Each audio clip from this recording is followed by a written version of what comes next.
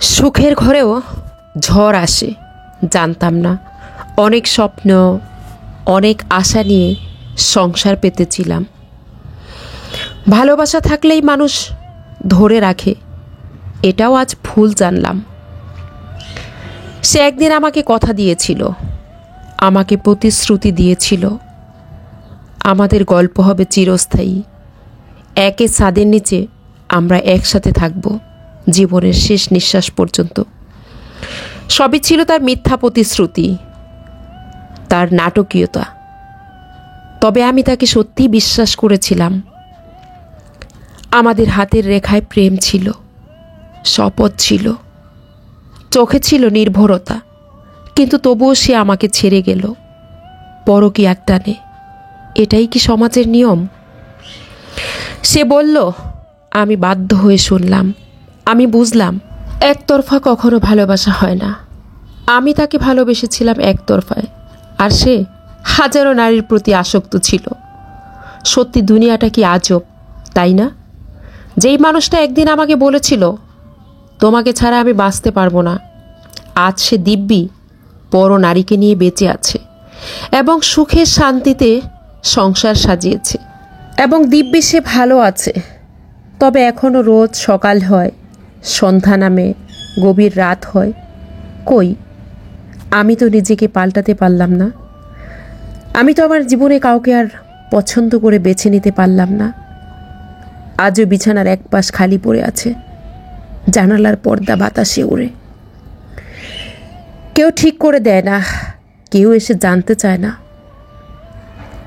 আমি একজন মানুষকে কতটা ভালোবেসেছিলাম এবং নিঃস্বার্থভাবে অন্ধের মতো বিশ্বাস করেছিলাম।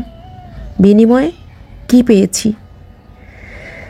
সাধারণ মানুষ আমি, পেয়েছি অসাধারণ এক জীবন। ভালোই তো বেসেছিলাম। সম্পর্কটা টিকানোর জন্য এমন কিছু নয় যেটা আমি করিনি। যতটা নিচে নামতে হয় আমি সেটাই করেছি। সংসারের হাল ধরেছি। তারপরও সত্যিকারের ভালোবাসাই টিকল না, আর জিতে গেল পরকীয়া। সত্যি কি অদ্ভুত দুনিয়ার নিয়ম। চাওয়াটা খুব বেশি কিছু ছিল না, শুধু ছিল একটু যত্ন, একটু খোঁজ খবর রাখা, একটু ভালোবাসা। সেখানেও হেরে গেলাম। আর জিতে গেল অবৈধ সম্পর্ক, পরকীয়া, সেটাই প্রতিষ্ঠিত হইল। আর হেরে গেলাম আমি, আমার অন্ধ বিশ্বাসের কাছে আর আমার নিঃস্বার্থ ভালোবাসার কাছে। যেখানে ভালোবেসে আজীবন থাকার কথা ছিল দুজন একসাথে, কিন্তু আজ সেখানে পরকীয়া জিতে গেল। সত্যি পৃথিবীটা বড়ই অদ্ভুত। একজন পাবে না বলেও আজীবন অপেক্ষায় থাকে, আর অন্য একজন পেয়েও তাকে মূল্য না দিয়ে ফেলে চলে যায়। কি অদ্ভুত না দুনিয়ার নিয়ম। আমি যখন সংসারটা সাজানো নিয়ে ব্যস্ত, সন্তানদেরকে মানুষ করা নিয়ে মাথায় চিন্তার ভাঁজ, আর তখন সে পরনারী নিয়ে আনন্দে উল্লাসে মেতে উঠেছিল। তারপর একদিন সব কিছুকে শেষ করে দিয়ে পরনারীর প্রেমে সে হাবুডুবু খেয়ে তাকে নিয়ে সুখের সংসার পেতেছে। কি চমৎকার না? এটাই কি দুনিয়ার নিয়ম? আর এটাই কি সত্যিকারের ভালোবাসার পুরস্কার? কি অদ্ভুত। তবে আমার জীবনে এই অদ্ভুত ঘটনাগুলোর জন্য আমি সত্যি কষ্ট পাচ্ছি না। যে আমাকে ছেড়ে চলে গেছে, সে মানুষটা কখনো আমার ছিল না। আমি হয়তো তাকে অন্ধের মতো বিশ্বাস করেছিলাম এবং নিঃস্বার্থভাবে ভালোবেসেছিলাম। তবে আমার ভালোবাসাটা, আমার বিশ্বাসটা, সেটা ছিল একদম একতরফা। সে ছিল হাজারো নারীতে আসক্ত। আমি সেটার জন্য বিন্দু পরিমাণ কষ্ট পাচ্ছি না। আমি কষ্ট পাচ্ছি আমার নিজের জন্য, আমার অন্ধ বিশ্বাসের জন্য, আমার নিঃস্বার্থ ভালোবাসার জন্য। সত্যি আমি কতটা বোকা। বোকা না হইলে কিভাবে একই ভুলকে বারবার আঁকড়ে ধরে বাঁচতে চায়? আমি আমার জন্য কষ্ট পাচ্ছি। আমার নিজের জন্য নিজের প্রচণ্ড দয়া হচ্ছে, নিজের প্রতি নিজের করুণা হচ্ছে।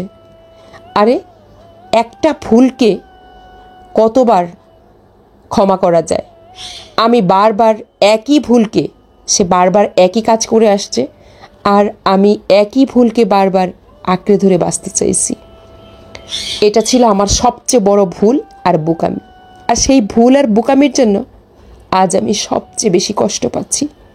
সব কিছু তো শেষ হয়ে গেল, কিন্তু যেটা অনেক আগেই শেষ হওয়ার কথা ছিল, যেটা শুরু থেকেই শেষ হওয়ার কথা ছিল, সেটা অনেক বছর পর গিয়ে শেষ হলো।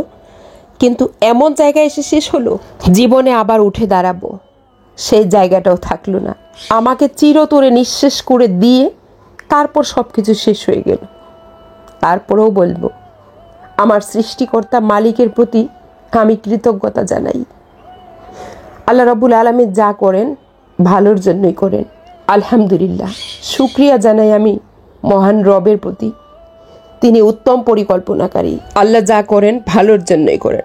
আপনারা জানেন, একটা সময় তাহাজ্জুদের নামাজ পড়ে তাকে চাইতাম, কিন্তু ধৈর্যের বাঁধ যখন ভেঙে গেল তখন আল্লাহকে তাহাজ্জুদ পড়ে বলতাম, আল্লাহ হয় তাকে আমাদের কাছে ফিরিয়ে দাও, নাইলে চিরতরে তাকে আমাদের কাছ থেকে সরিয়ে নাও।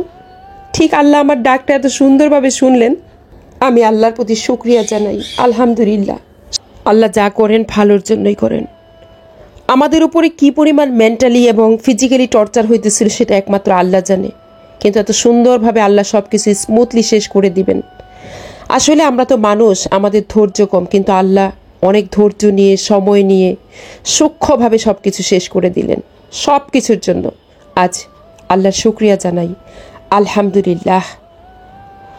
সবাই আমাদের জন্য দোয়া করবেন এবং আপনারাও সবাই ভালো থাকুন। ভিডিওটা অনেক বড় হয়ে গেছে, প্লিজ কেউ মনে কষ্ট নেবেন না। কথা বলতে বলতে অনেকগুলো কথা বলে ফেলছি। যদি কোনো ভুল ত্রুটি করে থাকি প্লিজ ক্ষমা সুন্দর দৃষ্টিতে দেখবেন। সবাই ভালো থাকবেন, আমার জন্য এবং আমার বাচ্চাদের জন্য দোয়া করবেন। আল্লাহ হাফিজ।